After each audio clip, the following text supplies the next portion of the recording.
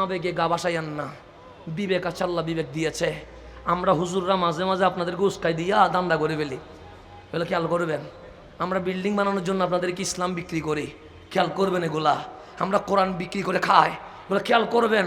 শুধু দাড়ি দেখলে দৌড় দিয়েন না, টুপি দিলে দৌড় দিয়েন না, জব্বা দেখলে দৌড় দিয়েন না। আগে দেখবেন বুকে নবী আছে কিনা, আগে দেখবেন বুকে রসুল আছে কিনা। রসুল যদি না থাকে, দাড়ি যদি নাভি পর্যন্ত যদি ধুলে, তার পিছনে কখনো যাওয়া যাবে না। আমরা হুজুরদের মর্যাদা নাই কেন? নিজের দোষে। আমরা মিম্বরে দাঁড়াইয়া কোরআন গোপন করি, আমরা মিম্বরে দাঁড়াইয়া হাদিস গোপন করি। নবী যে হায়াতুন নবী, এটা বুখারী শরীফে নাই? আছে তো নাকি? নাই নাকি? আছে না? আমার নবী হাত তুলে দোয়া করছে, বুখারী শরীফে নাই? আরে বুখারী শরীফে আলাদা অধ্যায় আছে আল্লাহর ওলির উপরে। কিসের উপরে?